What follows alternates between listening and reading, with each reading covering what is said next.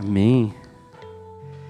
Como o pastor Ilquias comentou, nós estamos como igreja nessa campanha, seguindo o manual dos peregrinos, entendendo que a nossa jornada já começou. Nós começamos e conhecemos o caminho, nós já aprendemos o idioma, nós arrumamos a bagagem e nós estamos avançando ao longo das semanas. Na próxima semana, nós vamos estar pensando a respeito de convidarmos outros. Esse caminho é um caminho a ser compartilhado. É um caminho a termos pessoas do nosso lado. Mas é um caminho que nós compartilhamos com aqueles que ouvem de nós a respeito do caminho e que vêm caminhar junto conosco. Eu fico pensando na história do Peregrino, do John Bunyan. Quem aqui já leu o Peregrino? Levanta a mão. Algumas pessoas já leram. É um dos clássicos da literatura cristã. E não tem problema vocês não terem lido, né? Mais preocupante é quando não leu a Bíblia, né? Quando o crente não leu a Bíblia é mais preocupante. Mas o Peregrino, eu deixo de recomendação, gente, é uma leitura extraordinária. Tempo atrás, eu reli a obra e me chama muita atenção que o personagem principal, que é o cristão, ele fala sobre um caminho que ele ainda não conhece plenamente, porque ele ainda está trilhando. E é interessante isso. Nós, cristãos, ainda estamos caminhando nesse caminho da fé, mas não precisamos chegar ao final. Durante esse caminho, podemos convidar outros a estarem andando junto conosco. Porém, precisamos saber que caminho é esse. Mesmo que não venhamos a conhecê-lo por completo, precisamos saber aonde ele vai chegar. Precisamos reconhecer o caminho, a verdade e a vida, que é Jesus Cristo. Por isso que nós temos como texto base da mensagem de hoje, o texto que está em 1 Pedro, capítulo 3, no verso 18. Está aqui na projeção, na nova versão transformadora. Pois Cristo também sofreu por nossos pecados, de uma vez por todas. Embora nunca tenha pecado, morreu pelos pecadores, a fim de conduzi-los a Deus. Sofreu morte física, mas foi ressuscitado pelo Espírito. E da mesma forma que Jesus não precisou pecar para salvar os pecadores, nós que estamos no caminho, nós não precisamos morrer no lugar de alguém para salvar. Precisamos entender que o sacrifício já foi feito. Precisamos reconhecer esse caminho e convidar outros para estarem caminhando conosco. Mas o que é necessário para convidarmos outros? O que é necessário que eu e você venhamos a fazer para convidar outros? Essa é a pergunta que eu gostaria de responder. Mas eu creio que toda a mensagem, toda a pregação precisa ser guiada por Deus. Por isso convido você a baixar sua cabeça, fechar seus olhos para entregarmos esse momento a Deus. Deus, obrigado, Pai. Obrigado pela Tua palavra, obrigado pelo momento que estamos vivendo como igreja, estudando, Senhor, a Tua palavra à luz desse manual dos peregrinos. Eu te peço, Senhor, agora nos ilumine, nos dê clareza e entendimento da Tua palavra e da Tua vontade, para entendermos, Pai, o que é necessário para convidarmos outros, para que outros sejam salvos e conheçam o caminho. Esse é o nosso pedido, Senhor, em nome de Jesus. Amém. Como nós vamos ver durante a semana, estudando nosso livro, a primeira coisa que é necessária para convidarmos outros é nós falarmos sobre o caminho. Não dá para convidar alguém para vir ao caminho sem antes falar sobre o caminho. E para falarmos, precisamos conhecê-lo. E aí vem a pergunta, você conhece a respeito de Jesus? Se eu fosse perguntar qual o seu nível de conhecimento sobre Jesus de 0 a 10, quanto que é o seu conhecimento? Não precisam falar, não vou se expor aí. Mas qual é o seu nível de conhecimento? Perguntei quem leu o livro do John Bunyan, eu poderia perguntar agora, não se manifestem, mas poderia perguntar quem já leu a Bíblia toda?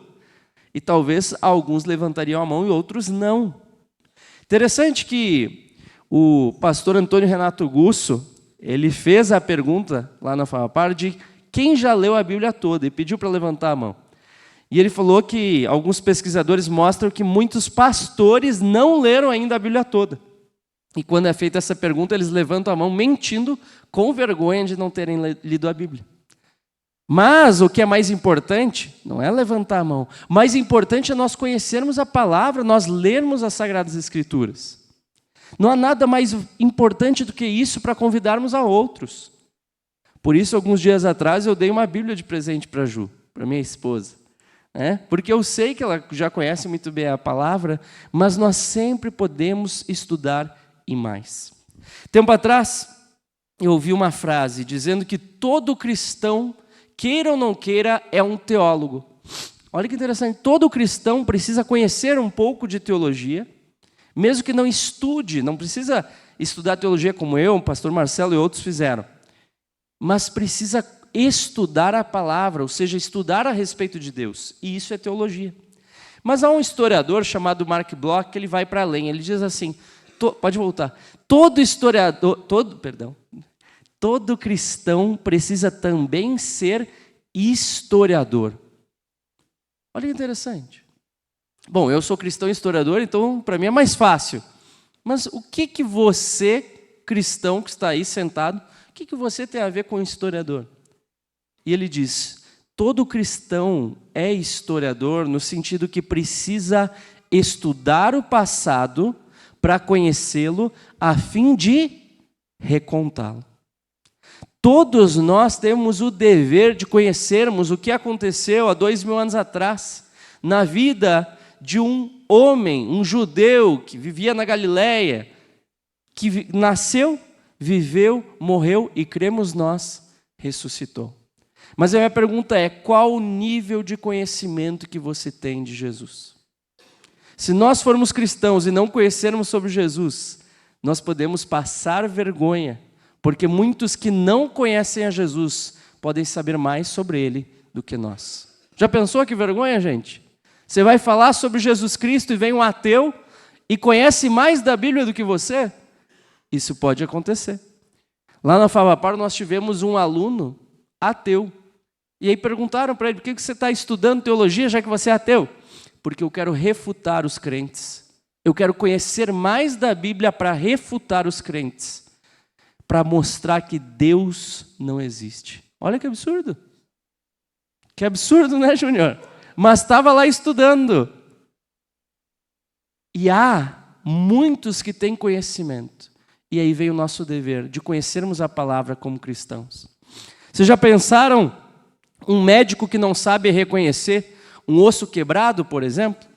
Muitos estavam me perguntando o que aconteceu com Benjamin. O que aconteceu com Benjamin? Eu estava contando. Benjamin estava brincando no parquinho. E criança gosta de inventar, né? Então, descer escorregador sentado, isso é algo muito normal, muito simples para uma criança. Então, ele decidiu descer o escorregador correndo. E aí, o que acabou acontecendo? Que quando ele pulou para baixo, ele caiu de mau jeito. Diz a Ju que já estava bem no finalzinho, né, amor? Caiu de mau jeito, torceu o pé e aí quebrou 2 dedinhos. Mas foi muito interessante o modo que nós descobrimos. Porque eu levei o Benjamin no médico. E quando nós chegamos no médico, não vou falar qual hospital, por questão de respeito, mas chegamos lá e eu fiquei impressionado como foi rápido o atendimento. Eu sentei com o Benjamin para esperar chamarem, aí falaram, vamos chamar o nome. E aí eu peguei e fui mandar mensagem para a Ju. Enquanto eu digitava a mensagem, chamaram, Benjamin. Opa, coisa boa, rápido. Fui, levei ele lá, a médica falou, o que aconteceu? Torceu o pé, doutora, machucou aqui, está chorando de dor. Vamos fazer um raio-x. Pode voltar lá que vai fazer o raio-x. Falei, beleza, então, voltei. Quando eu sentei com ele, o cara do raio-x chamou Benjamin. Eu falei, meu Deus do céu, que coisa boa, é rápido demais esse negócio. Fui, fiz o raio-x, agora senta que a doutora vai chamar. Mal sentei, a doutora chamou Benjamin. Que maravilha! Imagina, 5 minutinhos, vapt-vupt. Fui, cheguei lá na doutora, ela bem rápida assim, pode botar ali. Olhou assim, tá doendo? Tá doendo, muito bem. Vamos ver aqui o seu raio-x. Olhou, ela falou assim, vamos ver se vai precisar de gesso. Torceu o tornozelo, não quebrou o tornozelo, então não vai precisar de gesso não. Aí eu olhei, falei, doutora, não é por nada não, mas aqui no dedinho não está quebrado, não? Ela olhou, aí está quebrado, vai precisar. E aqui do lado também, tem mais um aqui, ó. Esse está quebrado, esse está trincado. É verdade, vai precisar. E aí a gente foi, né, botar um gessinho nele. Daqui uma semana você vai voltar para ver como é que ficou. E aí depois de uma semana a gente voltou, não está colando ainda, então vamos cuidar dele, botar ele na cadeirinha de roda, cuidar bem para não precisar, se Deus quiser, não vai precisar uma cirurgia ali. Mas é algo que nós vimos. E quando eu falei para aquela doutora do dedinho quebrado, ela se surpreendeu. E eu fico pensando, qual será que foi a sensação que ela teve? Eu já tive uma sensação parecida. Já, por exemplo, dando aula de teologia, falando sobre a Bíblia, eu já uma vez soltei, isso aí está lá no texto tal, capítulo tal. Um aluno levantou a mão, professor, não é nesse capítulo não, é no outro. A gente não passa vergonha quando a gente parece que não domina aquilo que a gente deveria dominar? Um médico com um osso quebrado, um teólogo com teologia, mas nós cristãos, meus irmãos, não passe vergonha desconhecendo a Jesus Cristo. Saiba quem Ele é. Precisamos saber a respeito de Jesus o quê? Para falarmos sobre o caminho, precisamos saber quem Jesus não é também. Quem Jesus não é. E olha que interessante o texto bíblico, Mateus 16, 13, Jesus pergunta, quem as pessoas dizem que o Filho do Homem é? Quem que dizem que eu sou? O pessoal aí, o que eles dizem que eu sou? Vocês lembram desse texto? Elias, que mais? Algum dos profetas. João Batista. Jesus é Elias? Jesus é João Batista? Jesus é mais um dos profetas? Não. Mas olha que interessante, Jesus estava interessado em saber quem o povo pensava que ele é, mesmo ele não sendo. Meus irmãos, o que mais vocês vão encontrar pelo mundo é pessoas achando que Jesus é alguma coisa que ele não é.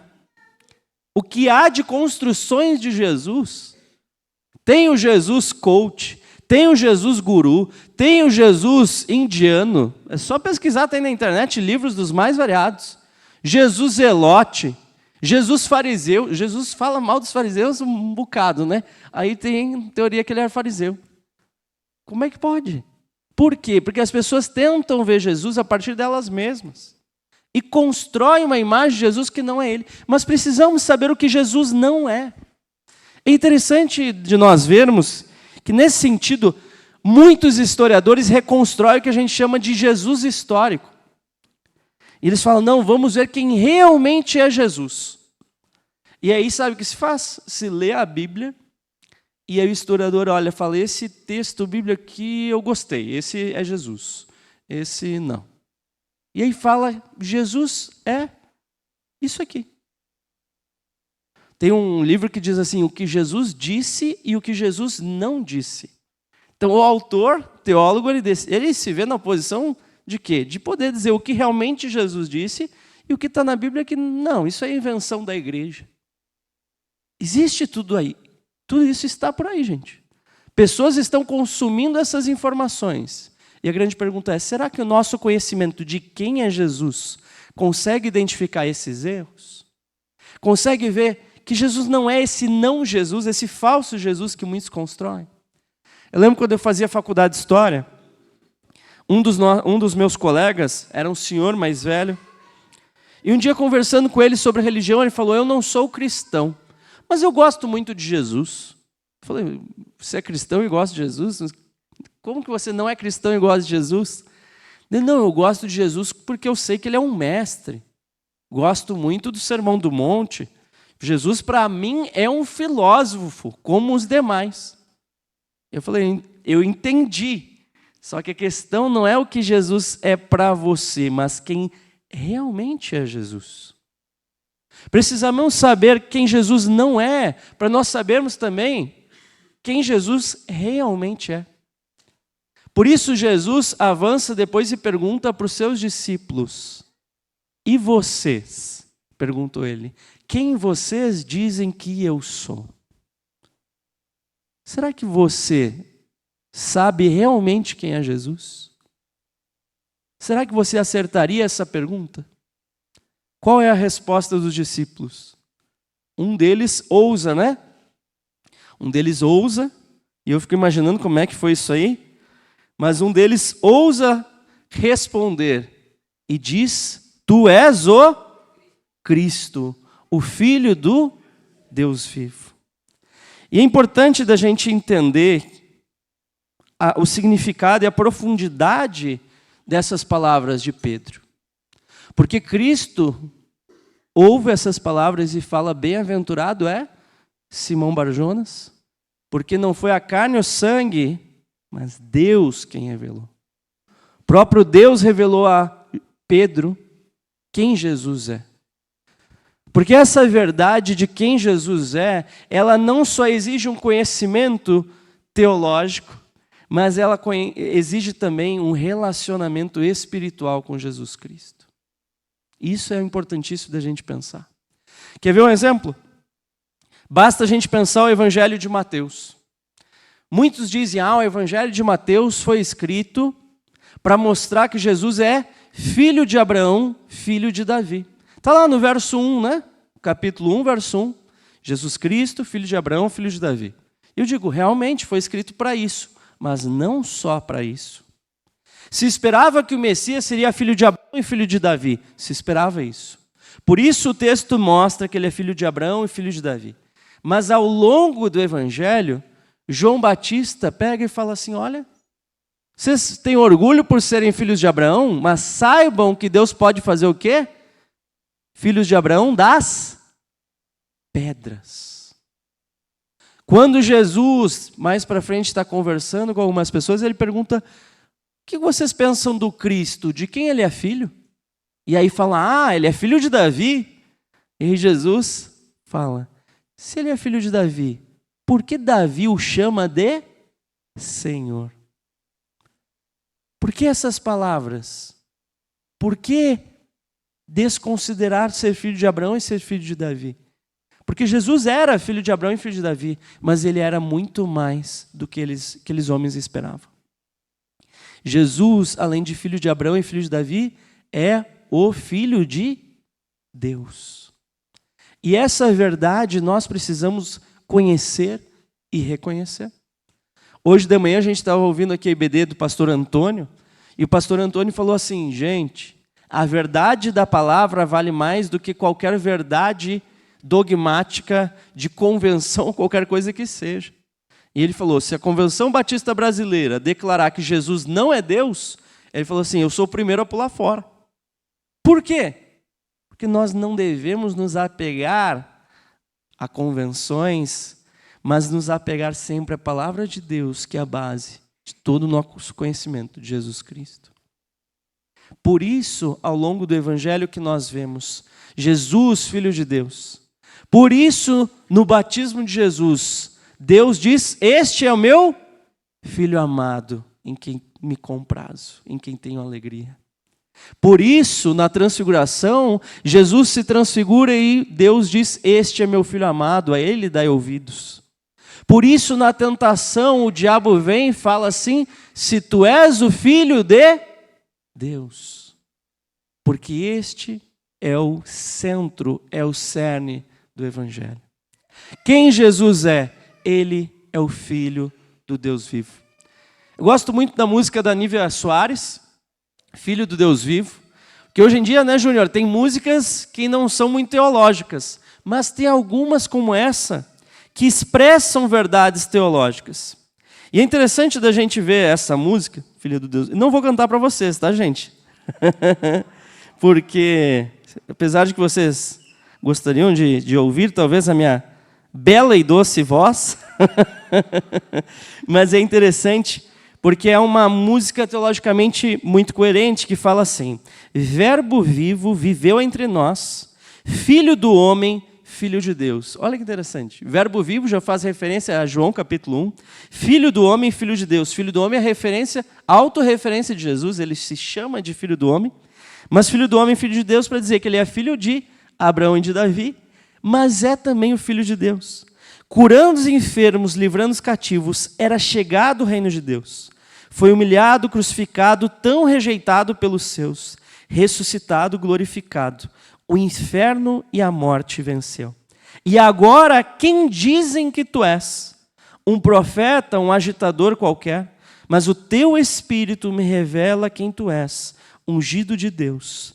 Tu és o Cristo, Filho do Deus vivo. Sobre esta rocha a tua igreja está. Tu és o Cristo, Filho do Deus vivo. Rocha inabalável, outro igual não há. Igual não há. Olha, essa música eu acho maravilhosa, me arrepio só de ler o texto, por causa disso. Quem dizem que tu és? Um profeta, um agitador qualquer. Meus irmãos, pelo conhecimento histórico, Jesus histórico do qual eu falei para vocês, muitos leem Jesus apenas como um profeta, como um agitador daquele tempo. Era um tempo de movimentos sociais, de muitos que faziam barulho realmente. E Jesus é comparado a muitos desses. Só que quando nós olhamos para Jesus sob o olhar da fé, nós entendemos quem realmente Jesus é para nós. E quando nós entendemos quem Jesus é, pode passar, nós podemos falar sobre Jesus e falar sobre esse caminho, entendendo todas as coisas. A música de Nívia Soares diz assim: ressuscitado, glorificado, o inferno e a morte venceu. Com Jesus Cristo nós sabemos qual é o nosso destino final. Nosso destino final não é a morte, nosso destino é para além da morte, pois a morte foi tragada. Como diz Paulo em 1 Coríntios 15, a morte foi vencida, foi humilhada por Jesus Cristo. Mas qual é esse destino final? O destino final de todos nós é um destino duplo, que eu gosto de apresentar através de uma imagem. Essa imagem. Esse é o rosto do Cristo Pantocrátor, uma representação do monastério de Santa Catarina, no Sinai. Quando a gente olha essa imagem, gente, reparem bem, eu gosto de mostrar ela nas minhas aulas. Não parece meio estranho esse Jesus aí? Não parece que tomou um banho quente e saiu no frio? Né? Tá meio esquisito ali o Jesus. Por quê? Nesse mesmo Jesus tem dois Jesuses. Se eu separar só o lado direito, quer ver? Ó? Só o olhar direito de Jesus é um olhar de misericórdia, de compaixão. Se eu separar só o olhar esquerdo, o olho esquerdo de Jesus, é um olhar de rigor, de julgamento. Por quê? Porque Jesus é ao mesmo tempo misericórdia e juízo. Essa imagem é uma representação do texto de Mateus, no qual Jesus diz como será o juízo? Separará as ovelhas à direita, os bodes à esquerda. Com todo respeito a vocês, tá? Estou gesticulando, não vamos ficar assustados, né? Perdão, pastor, perdão. Mas Jesus diz: aqueles que estiverem à direita, eu direi: vinde, benditos do meu Pai, para o gozo eterno. E aqueles que estiverem à esquerda, apartai-vos de mim, malditos, para o fogo eterno. Dois destinos possíveis. Muita gente fala: Jesus é amor, então, né, salvação está garantida. A salvação é garantida pela morte de Jesus, Ele sendo Salvador e Senhor da nossa vida. Precisamos obedecê-lo. Precisamos entender que há essa seriedade em Cristo. Com Jesus não se brinca. Jesus não é um bobo da corte. Jesus é, como diz o nome dessa imagem, Cristo Pantocrátor. Pantocrátor em grego significa Senhor sobre todas as coisas. E este Senhor sobre todas as coisas um dia julgará a todos. E assim dará o destino final a todos nós. Veja a seriedade disso. Por isso precisamos saber o destino sem Cristo. Há um destino de perdição sem Cristo. O inferno é uma realidade. O inferno é uma verdade. O destino sem Cristo deve ser conhecido. Botei aqui como exemplo viagem para Blumenau Guabiruba, para eu lembrar do que eu tinha que falar aqui de exemplo. Tempo atrás, gente, a gente estava voltando de viagem, uma viagem longa que eu e a Ju fizemos para visitar os parentes. A gente foi daqui de Curitiba, lá para o interior do Paraná, divisa com a Argentina, para passar o Natal com a família da Ju. Depois descemos, fomos visitando parentes, né, na descida, depois no Rio Grande do Sul, fomos para Santo Ângelo, de Santo Ângelo fomos para Porto Alegre, depois de Porto Alegre a gente ia voltar, mas a gente pensou em voltar pela praia. Pegar uma praia e aproveitar. Voltando pela praia, a gente parou num local, e aí a gente falou assim, vamos avançar. E eu falei assim, vamos avançar para Blumenau, vamos dar uma parada em Blumenau, gostaria de conhecer essa cidade. E a gente se organizou para ir para Blumenau. Só que no caminho começou uma chuva. E eu já comecei a ficar irritado. Não sei, quem dirige com chuva e trânsito é tenso. E eu irritado ali, meu Deus do céu, isso aqui está um inferno mesmo. E a Ju assim, inferno com água, né? Que negócio é esse? Calma, amor, tá tudo bem, as crianças estão dormindo, vamos seguir viagem. Aí um deles acordou assim, mamãe, tô com fome. Aí já começou o negócio. Daí a Ju falou, olha ali, amor, um Mac, vamos parar no Mac. Deu, opa, vamos. Deu, opa, mudou o humor, né? Já alegrou. Falou de comida, aí entramos no McDonald's e tinha uma fila curtinha. Mas não sei por que não andava aquela fila. E ficou. E eu fiquei, puxa vida, estamos aqui nesse negócio, me arrependi já, né? Podia ter passado fome mesmo. E aí a Ju falou, pelo menos eu vou dar uma olhada no caminho, aproveitar o tempo. Quando ela abriu, ela falou, amor, tem um atalho. O GPS está nos dando um atalho. Amor, atalho, né? Atalho é perigoso. Ela falou, a gente vai economizar 2 horas. Eu falei, bora, vamos pela atalho. Vamos por aí, vamos por esse caminho. E era um caminho que, em vez de ir pela principal, para depois entrar em Blumenau, mandava por dentro das cidades. E aí a gente foi conhecer o tal do caminho. Só que o problema é chuva, escureceu, ficou tarde da noite. Mas eu pensava o quê? O que eu pensava? O destino final é o mesmo. Pouco importa o caminho, o importante é chegar lá, é ou não é? Quando a gente começou a ver, meus irmãos, que lugar era aquele? Escuridão, chuva pesada, a gente entra numa cidade cheia de escultura de monstro. Olha só, botei até uma imagem, olha as coisas lá. Guabiruba é a terra do bicho-papão alemão. Penznickel. E a gente passando por ali, falei, meu Deus, o que é aquele bicho? Tu viu aquele bicho lá na rua? Vi, o que é aquele negócio? E fomos avançando. Parecia filme de terror, né? As crianças dormiram ali atrás e a gente avançando naquele negócio, vendo os bicharados assim. Eu, não, mas vamos embora, a gente vai para outra cidade. Quando a gente foi sair dessa cidade bendita, gente, era um breu e eu olhei assim, a Ju falou assim, é nessa estrada. Que estrada? Tinha só um caminho de terra apertadinho no meio do mato. Barro e subida. Aí eu olhei assim, meu Deus, amor. Mas vamos indo. Quando eu comecei a ir, eu falei, não, amor, vamos voltar. Vamos parar lá na cidade do bicho lá. Ai, amor, será? Vamos achar uma pousada.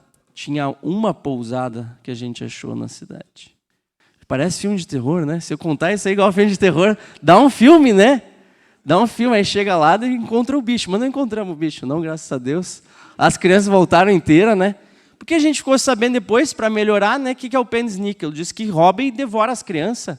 E a gente com 3 crianças bem gordinhas no carro. Que negócio horrível.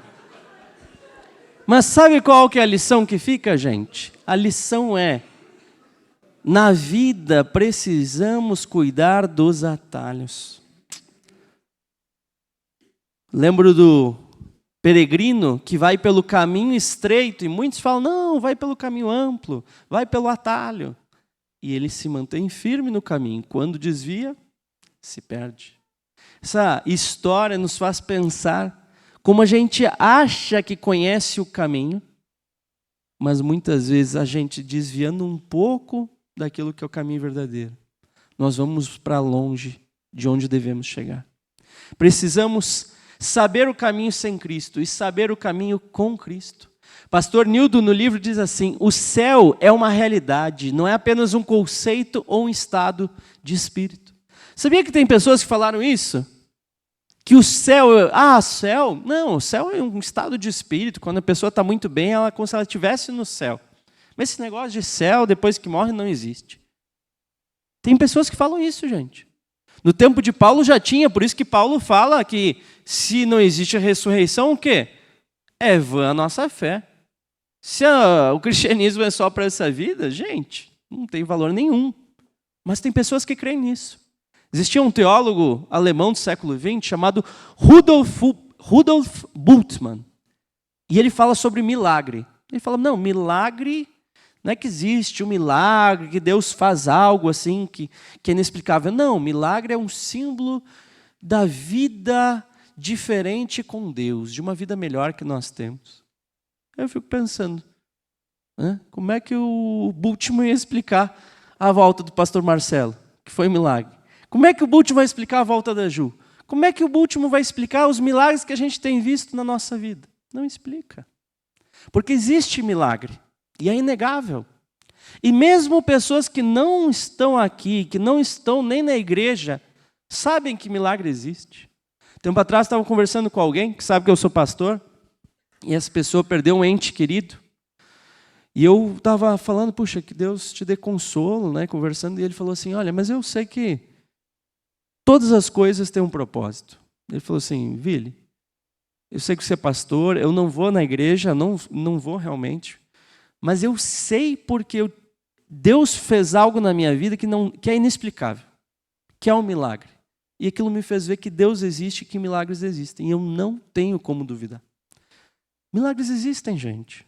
A Ju, quando voltou, foi fazer os exames no médico. O médico não acreditou. E aí ela falou, milagre, doutor. Ele falou, eu sei. Estou vendo aqui. Se alguém duvidar, mostra teu prontuário. Porque não tem explicação. Aí o médico falou que foi milagre, e eu que sou pastor vou dizer, não, né? Ela não estava tão mal assim. Estava realmente mal e foi um milagre. Da mesma forma, gente, existe o milagre que é o céu. E nós estamos tomando rumo na nossa vida, ou para o céu ou para o inferno. E os nossos amigos, parentes, as pessoas que nós amamos também. Precisamos conhecer, saber bem desses caminhos para falarmos sobre o destino final. Para não deixarmos as pessoas viverem a vida sem pensar na eternidade, como se nós fôssemos viver eternamente aqui. Precisamos saber disso. Em terceiro lugar, fale sobre o preço que foi pago. E eu sei, gente, falar sobre a morte de Jesus na cruz é algo complicado, é algo complexo. O próprio Paulo, em 1 Coríntios, fala que é escândalo para os judeus e loucura para os gentios. Sabe o que significa? Escândalo significa ofensa. Porque era dizer para os judeus, vocês estão esperando o Messias já veio, vocês rejeitaram e deixaram os romanos matar ele ainda. Tiveram a oportunidade de falar, não, queremos Jesus, e vocês falam, não, queremos quem? Barrabás. É uma ofensa para os judeus até hoje. Para os gregos, que eram filósofos, pensadores, falar, Deus encarnou, viveu entre nós e morreu. E morte de cruz ainda, morreu desprezado. Para eles é absurdo. Porque se é um Deus, até tem um autor da antiguidade que era grego e falava, não, se Deus realmente encarnasse, ele ia mandar em todo mundo. Se viesse contra ele ia descer o sarrafo no quem fosse, porque Deus é mais poderoso. Que Deus é esse que morre na cruz? É loucura, gente. Mas é a loucura na qual nós cremos. E a pergunta é, você tem falado sobre o preço que foi pago? Você tem falado sobre o sacrifício de Jesus? Sobre o valor do sangue de Cristo? Alguns dias atrás, os meninos estavam brincando lá fora, e eu fui quietinho só para ouvir o que eles estavam falando. Aí, quando eu vi, eles estavam brincando de ceia. E o Enoque estava fazendo a ceia, nem te contei, né? Enoque estava fazendo a ceia, só que eu não sei de onde que ele viu aquela ceia daquele jeito, né? Ele falou assim, e esse aqui é o sangue de Jesus, com muito poder. Muito poder, falava assim. Eu falava, mas a ceia, a nossa ceia não é desse jeito que ele está fazendo, né? Mas eu achei interessante o destaque dele para o sangue de Jesus, que tem muito poder. Por quê? Porque todo dia a gente procura falar para eles sobre o que Jesus fez por eles na cruz. Gente, está chegando a Páscoa. Vocês têm falado sobre a morte de Cristo para quem está ao seu redor? Para os seus filhos, para os seus netos, para os seus amigos. Está chegando a Páscoa. Nós precisamos celebrar o sacrifício que foi feito. Saiba, gente, qual foi o preço. Eu gosto muito de ver o filme A Paixão de Cristo. Quem aqui já viu? Levanta a mão. Vamos lá. Leu O Peregrino, o pessoal não lê, mas filme que é bom. Mas esse filme é muito legal, né, gente? O filme é maravilhoso. Talvez o The Chosen, quando chegar aí, supere. Mas daí vai ser uma 6ª temporada, talvez? Para chegar lá no... Né? Porque tem esse spoiler, né? Que Jesus morre no The Chosen também, né? Tá? Mas o Paixão de Cristo, passa mais um, olha só. As imagens do Paixão de Cristo são fortes. Eles não pouparam. Eles realmente fizeram com a severidade, com a dor, né? Com a violência própria, tal como Jesus sofreu. Com o corpo, não só ensanguentado, mas com as marcas. Os açoites, né? Eles às vezes colocavam metal na ponta para arrancar pedaços de carne das costas. Então, ser açoitado não era uma coisa qualquer. Era algo realmente para depredar o corpo da pessoa. E humilhava-se, como? Tirando as roupas, né? Cuspindo. Tudo isso está no relato bíblico. Jesus passou por tudo isso. Então, às vezes, a gente vê os teatros. Claro, a gente não vai fazer desse jeito num teatro aqui na igreja, né, gente? Não esperem isso. Mas, às vezes, a gente vê o teatro e não percebe o nível de dor pelo qual Jesus passou, que também é importante da gente reconhecer. Talvez o teatro não seja o caminho, mas um filme já nos permite. E talvez também outros caminhos. Pode passar mais um? As imagens nos levam a pensar nisso. Sei que tem muita gente que é contra imagens de Jesus. Até tive que dar uma palavra, porque eu e a Ju, a gente organizou o aniversário do Benjamin com a temática Deus e os seus, no qual o Benjamin se vestiu de Jesus, onde eu estava vestido de José, a Ju de Maria, o Enoque de João Batista, e o Israel ia ser a pombinha, mas acabou não dando muito certo. Mas a gente estava ali vestido, e essa era a temática. E tem muita gente hoje questionando e falando, não, é pecado assistir The Chosen, porque é uma representação de Jesus. Gente, não. Aqui é uma palavra importante. A representação não é um problema. O problema é a adoração da representação. Perfeito? Daí muitos usam assim, não, mas em Êxodo 20 diz o mandamento, não farás imagem. Veja, não, ali é imagem para adoração. Porque se você vai pegar literalmente, não farás imagem nem do que há no céu nem na terra, então não poderia nem, um boneco, né? Porque um boneco é uma representação do que tem na terra. Então não é literal ali o imagem, entenda? É imagem para fins de adoração. E muitas imagens foram feitas, infelizmente, ao longo da história, para fins de adoração. Mas não muda o fato que a representação em si, ela pode nos ajudar. Seja o filme A Paixão de Cristo, seja o The Chosen, seja uma Bíblia infantil, seja um teatro lá embaixo para as crianças. E nessas imagens, o problema é que essas imagens que foram usadas para adoração, nós acabamos, às vezes, criando uma versão como se a imagem fosse, por si só, ruim, quando não necessariamente. Às vezes, o ruim é o uso que é feito. Então, essa imagem, uma imagem de um contexto, né, de representação católica, mas veja o que essa imagem envolve. Uma imagem de Cristo na cruz. Em primeiro lugar, né, nós já não somos acostumados a pensá-lo assim. É ou não é? Lembro que minha mãe falava assim, o meu Jesus não está morto na cruz. O dos católicos pode estar, o meu não está. Um beijo para minha mãe. Mas a questão é, Jesus dos católicos também não está na cruz. Eles creem que Jesus morreu, mas ressuscitou. Perfeito? Mas por que essa ênfase toda na morte na cruz? Porque é aqui que está a nossa salvação. Às vezes a gente esquece, claro que a gente tem que pensar a ressurreição de Jesus Cristo, mas só há ressurreição porque houve morte, entrega. E é aqui que a gente vê o amor de Cristo de forma clara. Na ressurreição não é amor, a gente vê o poder de Cristo, o poder de Deus ressuscitando a Ele. Mas aqui nós vemos o amor. E é lindo de nós pensarmos Jesus na cruz, em pleno sofrimento, o corpo envergando de dor, e Ele vê ali duas pessoas, uma mulher e um homem, Maria, sua mãe, e João. E Ele diz: mulher, eis o seu filho, eis a sua mãe. No seu momento de maior dor, Jesus não pensou nele mesmo, mas pensou na dor daqueles que ficariam.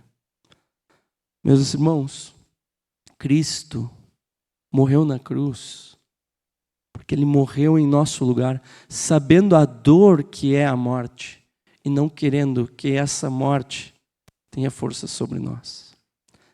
Jesus sabe a dor do luto.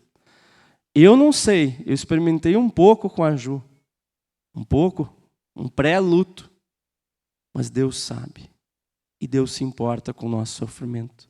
Esse é o nosso Deus.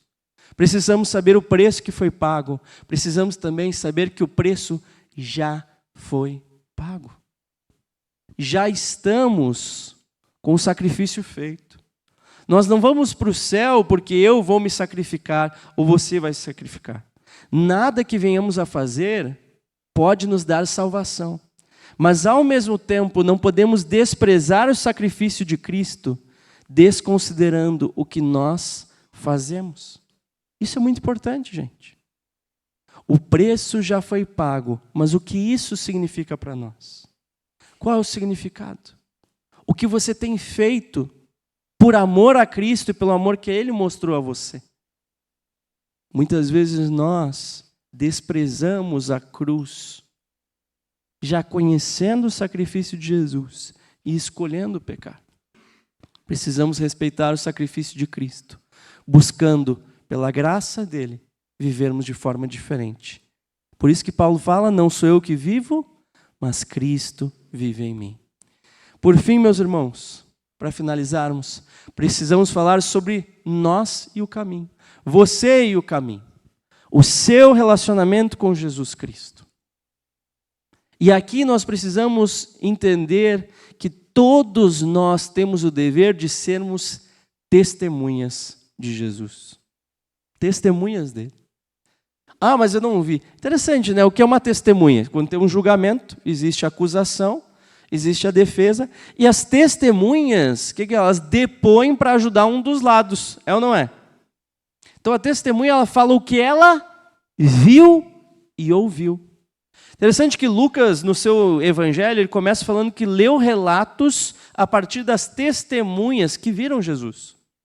Você já viu a Jesus Cristo? Não. Talvez alguém já tenha visto num filme, né? Mas a gente não viu a Jesus. Só que olha que interessante, nós podemos não ver com os nossos olhos, mas nós podemos conhecê-lo. Pastor Ilquias estava falando, ele falou assim para a criançada: vamos descer que Jesus está lá embaixo. Eu fiquei pensando, será que a criança não vai achar que vai chegar lá e vai estar Jesus lá? Talvez, né? E não é de todo ruim, porque Jesus vai estar lá. Mas veja, houveram aqueles que viram a Cristo. Paulo fala, né? Dos 12, mas não só os 12, Maria Madalena foi a primeira. Já parou para pensar? Uma mulher foi a primeira a ver Cristo ressurreto. Mas nós temos a oportunidade de testemunharmos mesmo não vendo. Tomé era um dos apóstolos de Jesus, mas ele, quando fica sabendo da ressurreição, o que ele diz? Que só creria vendo. E aí, Jesus chama e fala: toca. E o que Jesus fala para ele? Porque viste, creste, bem-aventurado aqueles que não viram e creram. Nós temos a oportunidade, meus irmãos, de vivermos algo maravilhoso, que é testemunharmos Jesus Cristo. Nós dedicarmos a nossa vida a isso. Interessante que o termo testemunha no grego é o termo que provém a palavra mártir. Hoje o que a gente entende que é mártir? Quem morre pela fé, é ou não é?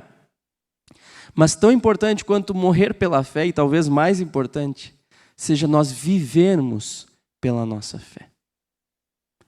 Muitas vezes a gente fala, será que a gente estaria disposto? O pastor Ilquias uma vez falou aqui, né? Se entrasse alguém e ameaçasse a gente, ou nega Jesus ou morre.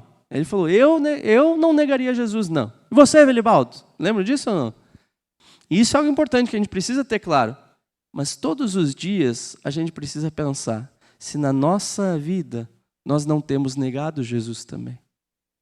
Precisamos viver testemunhando a Jesus Cristo. Por isso precisamos saber o que Jesus fez em nós e proclamarmos essa verdade. Qual é o seu testemunho? Se alguém chegasse para você amanhã no trabalho e falasse assim, olha, eu estou pensando em me converter para esse tal de cristianismo, mas eu quero saber o que Jesus faz. E perguntasse assim, o que Jesus fez na sua vida? Você conseguiria dar um testemunho? O Atílio veio aqui e falou, você consegue pensar agora, de pronto, algo que marcou a sua vida junto com Jesus? Você tem isso? Meus irmãos, precisamos saber o que Jesus fez por nós. Sabe por quê? Porque nós, como testemunhas, somos muitas vezes o evangelho que o outro vai conhecer. O evangelho que os nossos amigos do trabalho, nossos colegas de faculdade, nossos familiares vão ler pela primeira vez. Nós somos imagem de Cristo nesse mundo. Segundo lugar, saiba o que Jesus pode fazer pelo outro também. Tenha fé. Jesus pode transformar vidas. E às vezes a gente não fala para algumas pessoas sobre Jesus, porque a gente acha que Jesus não tem como ajudar aquela pessoa. Eu admiro muito o trabalho do meu amigo Pingo, que é capelão, carcerário. A Cris conhece o Pingo também. Pingo, tempo atrás, estava me contando que ele e a família estavam numa loja, foram assaltados, bateram neles, botaram a arma na cabeça do filho dele. Mas aqueles bandidos acabaram sendo presos. E quem que foi lá na prisão pregar para eles? O Pingo. O Pingo. E eu falei, cara, você tem a vocação para esse negócio, que eu não sei se conseguiria, não. Eu não sei se eu conseguiria. Já pensou alguém botar a arma na cabeça do Benjamim, depois eu vou lá e prego para essa pessoa? Mas isso é entender o que Cristo pode fazer pelo outro. É entender que alguém que está numa condição dessa, não é uma pessoa perdida para sempre, mas é alguém que pode achar a salvação em Jesus. Tempo atrás, eu lembro que eu e a Ju, a gente orienta vários casais, não só na igreja, mas fora da igreja, né?